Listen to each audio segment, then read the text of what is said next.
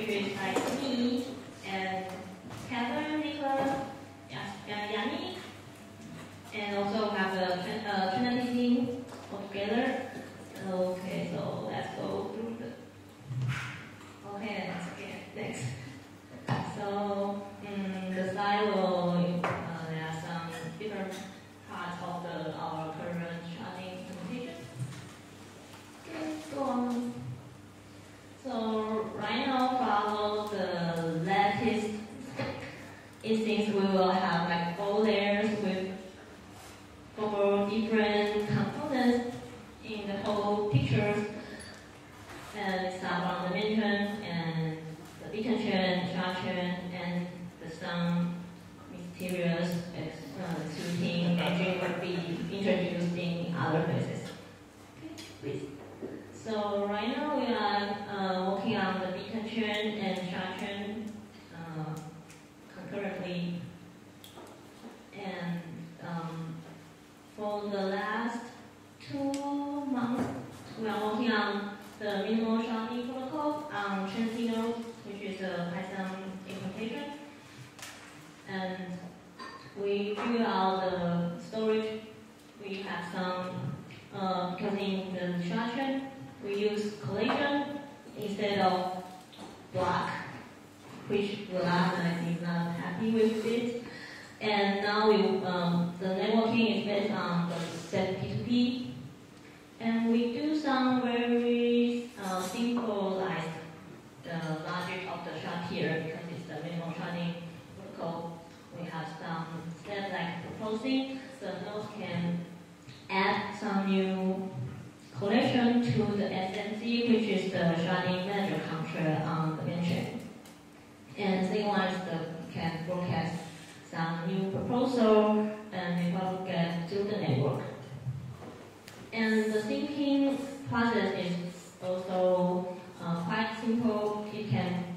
The nodes can request for collection and respond to what specific collection it needs. And there are some other to-do lists we are missing, and we will finish that. Is how to, because now it's only single shard in the single network, and how do we implement to multiple shards, and also the utilization on this part. We probably will just use the lattice spec, which we introduced last week, 2 weeks ago. And also the collection content, it seems, will be modified. Part is the collection header structure might be changed, and the other part is the collection content is now it's only just random blobs. And should we try to use some translation in this? And here is the SMC sharding manager contract repository. We'll work on it like for a couple months, and now we want to say goodbye to him. Bye. But now we can say hello to the beacon chain, and now the Casper team. The Casper team and sharding team, we all work together to finish the beacon chain POC. And this is our short-term plan. We will finish the beacon chain POC on the beacon chain repository, and also we will build the client logic on the Trinity node. There's some proof of custody spec, which Justin will introduce this afternoon, and also the notary actor service. And we will try to experiment the gossip sub, the lib P2P gossip sub network test on Trinity, and also because the first one is just the POC, so we will try to build the beacon chain, runnable beacon chain on the Trinity. Okay, thank you. And also we have Crystal from Trinity. Hello, I'm Christoph. I work on the Trinity PyVM team, so I'm not one of the researchers, so thankfully we have people way smarter working on that. But we thought it would be fun to give you a quick overview of what Trinity is.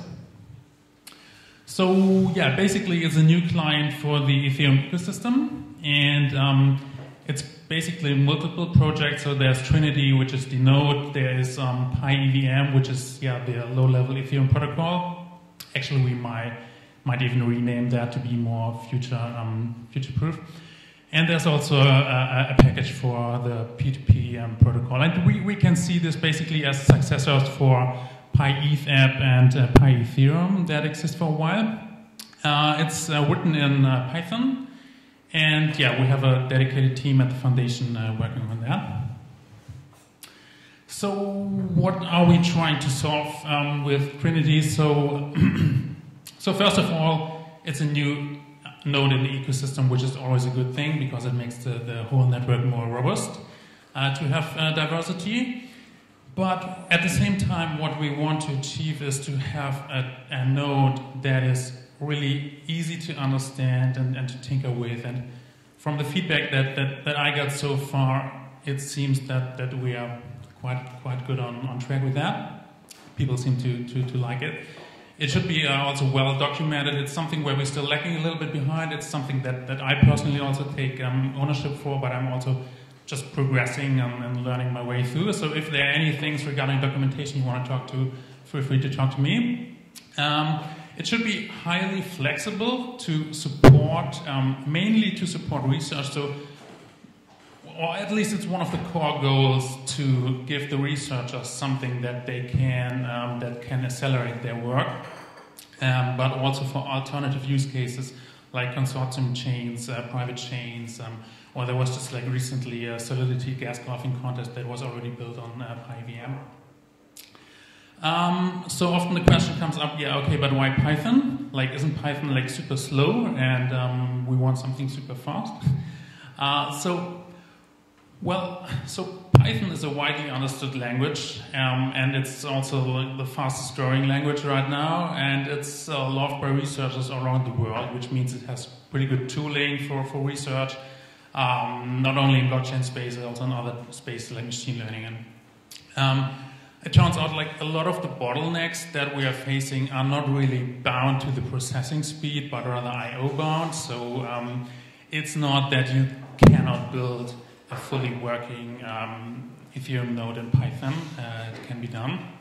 And obviously, Trinity will probably never play a really big role in proof-of-work mining because there we now have this competition to be the fastest. But this may turn out totally different when we have proof of stake, where you are like assigned slots to produce a block, and then it may well become a more impactful serious node actually. And we definitely have all intentions to provide a node that can sync the mainnet. And actually, we can already sync the mainnet. That's the good news. The bad news is when we went out with the alpha, it synced the wrong chain. It synced the Ethereum Classic chain. So that's the bad news. So where are we? We just released a public alpha, but again, it really is a public alpha. So we synced the wrong chain. We missed some header checks. So take it as that. It's an alpha. We are fastly progressing to add missing features. Like right now, we're writing a transaction pool. So far, we're not doing anything with transactions. The sharding and the Casper research is right now happening on top of Trinity. And as I mentioned, I think it ended yesterday. The Solidity gas golfing contest, for instance, that was built already on PyEVM, so it's one of the use cases that we obviously want to support. So that's from my side. Here are a couple of links, source code, documentation, chat. Feel free to talk to us. We're always happy about contributors. Thank you. Okay, the next one is Drops of Diamond. And they prepared one video. Hi, this is James. I've been working on Drops of Diamond, a sharding implementation with Rust, and the plan is to integrate it into Parity. So I won't be able to take any questions during the talk because this is just a recording, but there'll be a link afterwards to post any questions.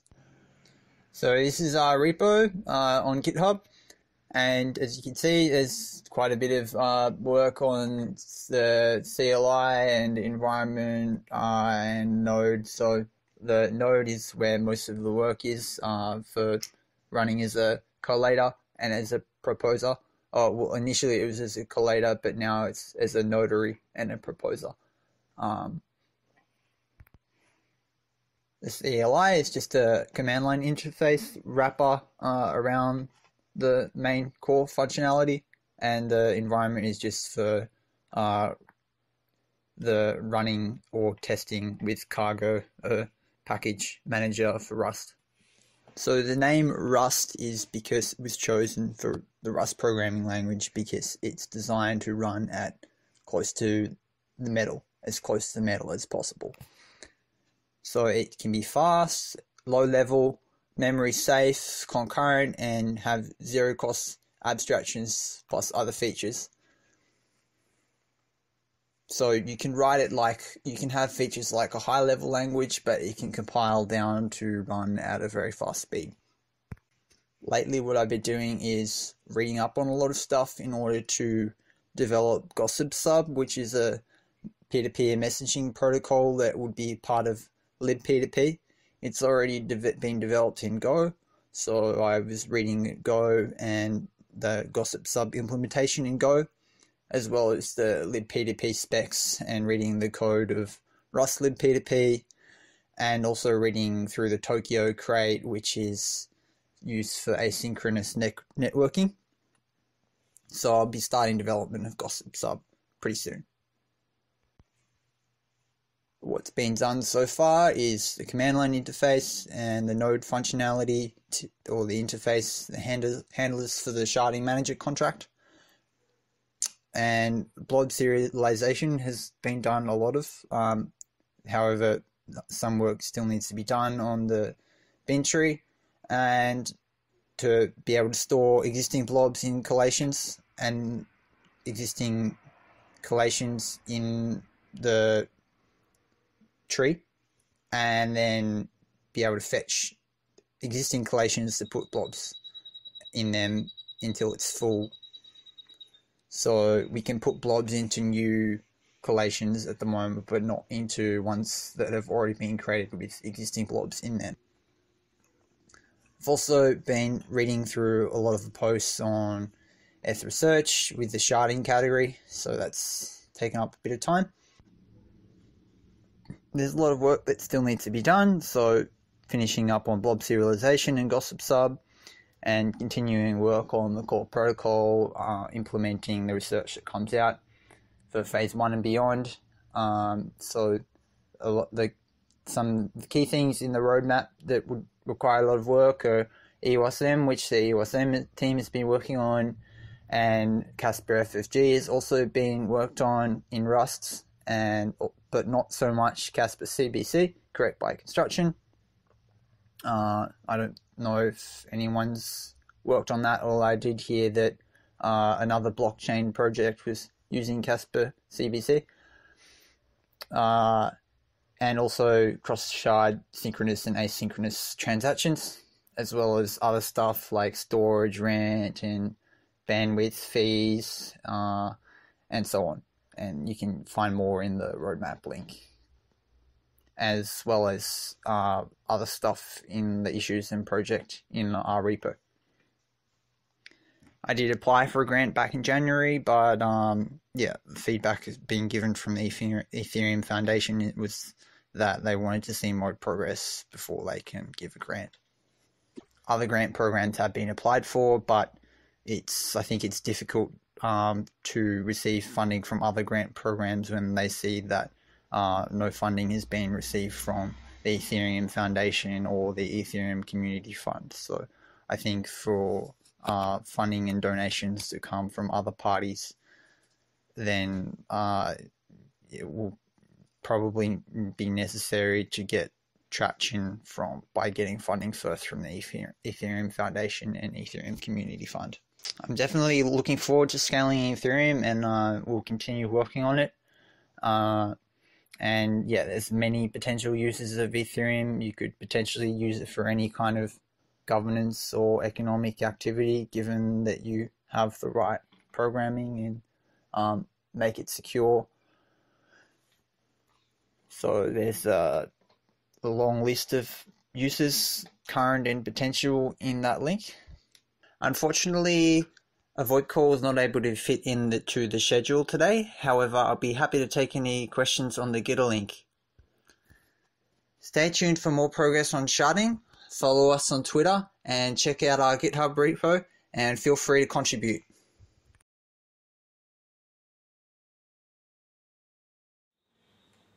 Okay, thanks, James. And the next one is Harmony. Michael. Hello, everyone. My name is Matteo. I am from Harmony team. We develop Ethereum J, a Java implementation of Ethereum, and Harmony. Harmony is a client built on top of Ethereum J. Recently, we participated in Casper research by implementing a Casper FFG and run it in a test network. Thanks, Danny, thanks to Chen and all others that help us to do that research. But now that implementation is deprecated, and we are about to start work on sharding research. And here is a stages of the first round of that research. I will just give you a quick overview of what we are going to achieve during that round. So the first stage addresses the beacon chain mechanics. We are going to make some simplifications here, like we don't want to implement complex cryptography like signature aggregation schemes like BLS. So we will have some signature aggregation scheme, and we don't want to spend much time on networking. So we are about to have something like ETH62 protocol adopted for beacon chain structures, and all these simplifications aims the goal to deliver that first core version in predictable amount of time.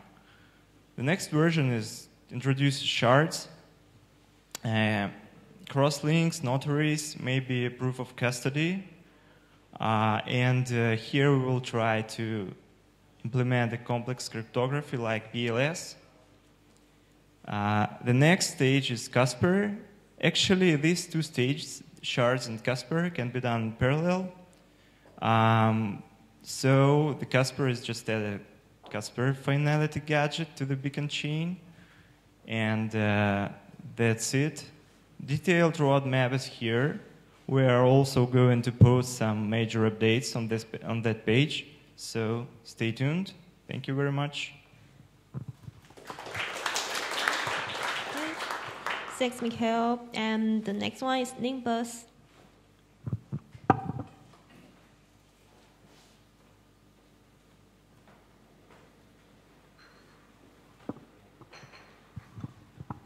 So before I start, I shall give you a brief introduction about our project. We are working on to create a brand new client for Ethereum in the NIM programming language. The long-term goal of our client is to put Ethereum in the hands of the consumers, in the masses of consumers who use mobile devices. So we are very excited about the prospects of Ethereum 0.0 and especially about the possibility for stateless clients. Our long-term plan of our project is to have one of the first production-ready implementation of the stateless clients concept. And to achieve this goal, we have chosen the NIM programming language. We believe it's the right choice for this because it is a suitable language to bridge the gap between the research that is going on mainly in Python right now and the efficiency requirements for a state-of-the-art production client. NIM is a language that has the performance characteristics of C++ and Rust. On every single metric, the end result will be similar, but as I will show you in a few moments, the high-level feel of the language is much closer to what you get when programming in Python.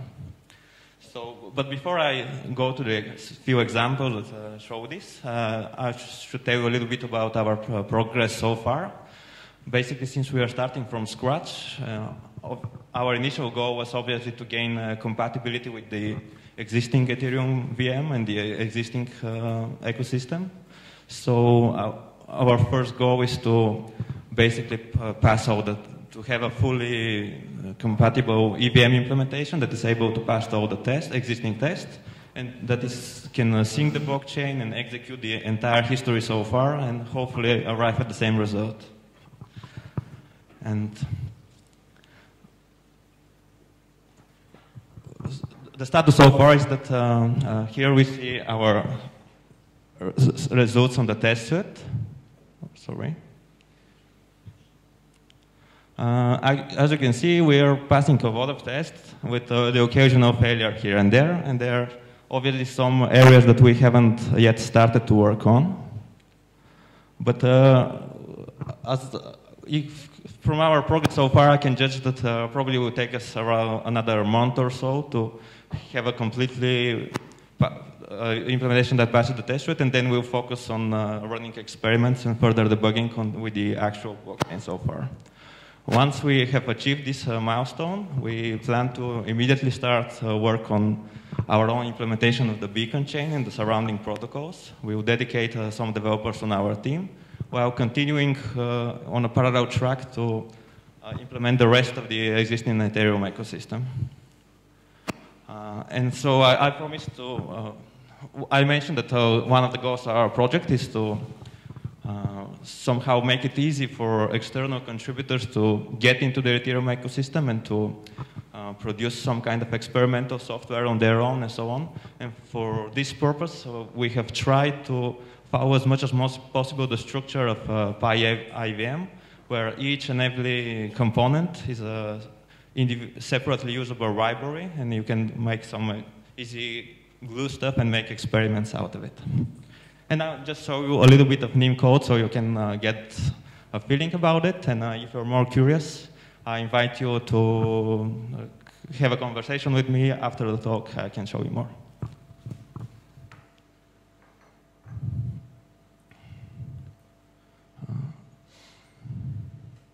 Where?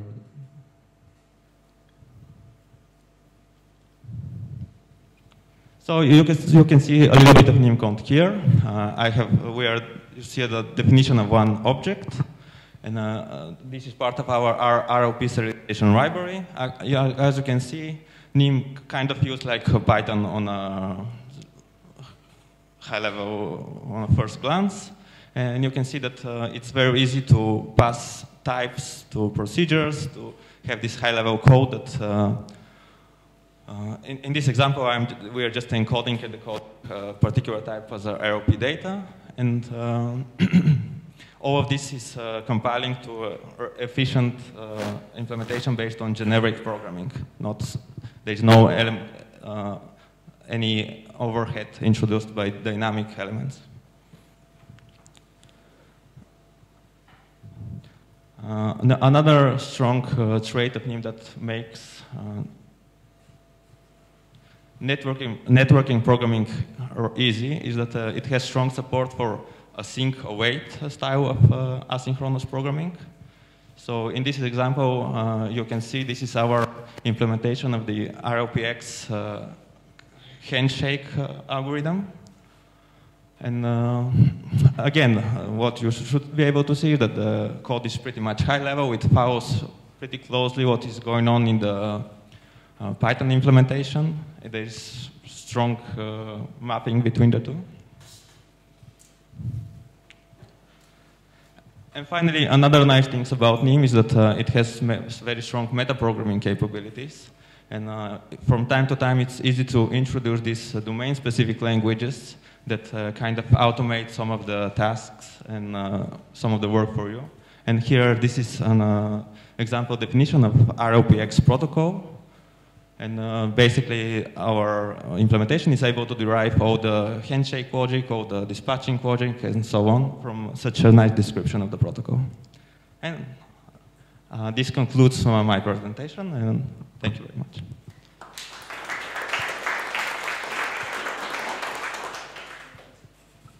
Thank you. The next one is Prysmatic Labs. Sorry.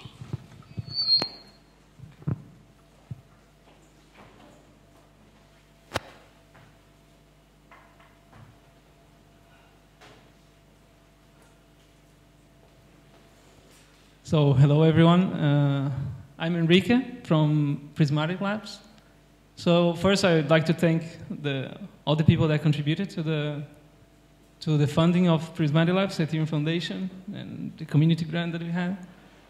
So I'm doing a PhD in parallel to that. So since the workshop in Taipei, I couldn't contribute a lot in the development of the Prysmatic Labs, but well. So the main thing that I did before was the sharding manager contract that now is fully deprecated, I guess. So people have been working a lot in the documentation of trying to bridge from the Ethereum research team to the developers of the Go Ethereum sharding implementation. So there's some recent work by Terence, one of our members. Yeah, so also none of us work full-time, so we're a small team, and now I'm more focused on the PhD that I have to finish.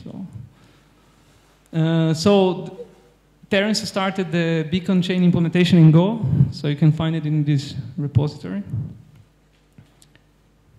And now, since they've been changing a lot, so I think it's better to focus on, and we try to focus on a sharding simulation tool, so we can test the performance of our implementation. Minimal peer-to-peer networking, a very, very basic thing, so we can test the sharding. And we've been improving a lot the test coverage of our code. And soon, hopefully, we'll have a proof of concept. So in this called the Ruby release, proof of concept is going to run only in a local client. So just run locally in your computer, and it's going to be a full implementation of the minimal sharding spec. And Raul, our main lead guy, he told me that he's almost ready, so you can pressure him too. So now I'm going to hijack a bit the Prysmatic Labs presentations. So I've been trying to do some stuff in my PhD related to Ethereum in the past 2 months. And I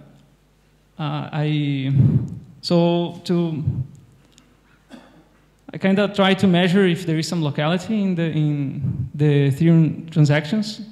And so our group there, we work on replicated state machines, which are a bit related to what you guys do here. So I just replay all the transactions and build a graph if an account communicates to a contract or another account. And I try to partition this graph and measure if there are some need for cross-shard transactions, and try to keep the balance, the graph balance, and at the same time with very few cross-shard transactions. What happens is in the first one is like the rate of cross-shard transactions, and down there is the balance. And what happens is my results were a bit negative because the current accounts are not so shardable at the end. The graph partitioning tools, they cannot really partition this graph, so I believe there's little locality right now. So one thing to remark is in traditional replicated state machines, cross-shard transactions really degrade the performance. So I think it's not going to be different in Ethereum. And yeah, that's it. Thank you. Thank you. And the next one is Parity. Hello everyone, Kirill here from Parity, and I'm going to skip slides since there is not that much to share. Like, we are mostly waiting for the roadmap to be more clear and the R&D phase to be closer to finish to start implementing. In the meanwhile, we invest a lot into the libp2p networking to work alongside with def-p2p, and we implemented Rust libp2p together with Protocol Labs. And also, we experiment with different modes of client synchronization, which hopefully will help for shards and for validators across shards. And generally, thanks to the pluggable ConsenSys, we think that we have less hard-coded things in our Ethereum clients than maybe some other implementations. That's it. And the next one is PegaSys.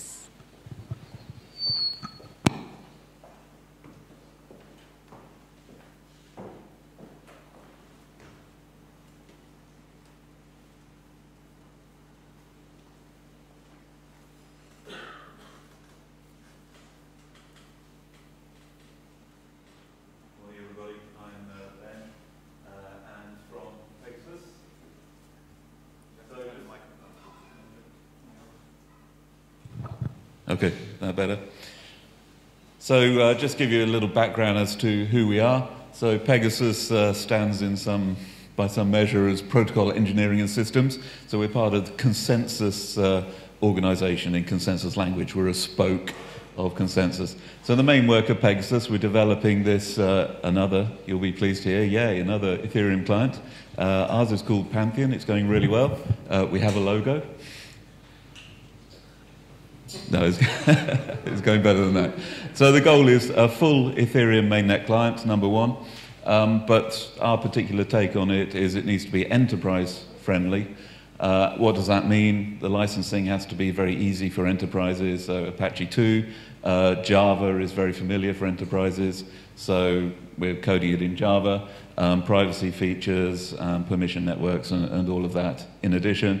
And also kind of enterprise features like modularity, swappability, and things as well. So that's PegaSys, that's the main work. PegaSys also does research and development, so that's Nicola and I. We're not the R&D team. I realize this is not quite clear. There are 6 or 7 others working on other projects, but we're currently the sharding and scalability research within PegaSys for mainnet. So that's our full-time work. We're building a team. We're hiring. So let me know. But we've got the go-ahead to recruit 3, 4, 5 people in the next months. What are we doing? What's our approach? What's our biases? We have a bias to biddle. We like to get stuff done. Having said that, in common with Parity, we're not doing a lot of biddling yet. We're still, getting the spec right is really important. So we're focused 100% on working on the spec.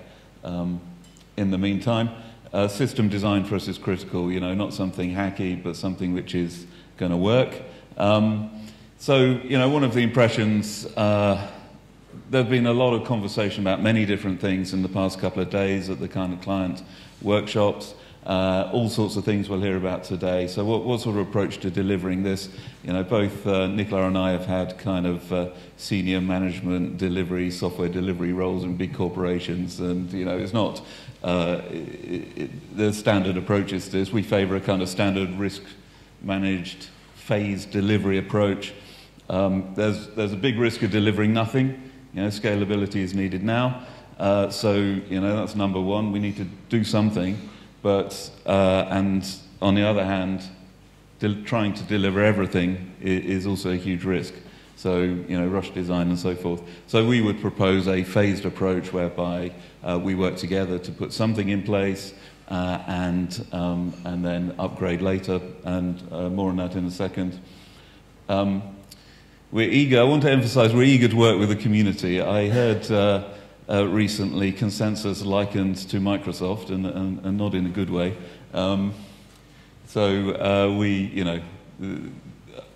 And Nicolas got a lot of open source experience. I'm just a kind of enthusiast who's made his passion his job, and we're very eager to work together. I put the values of ConsenSys up there. Number one is be nice. If you catch either of us not being nice, then please call us out on it.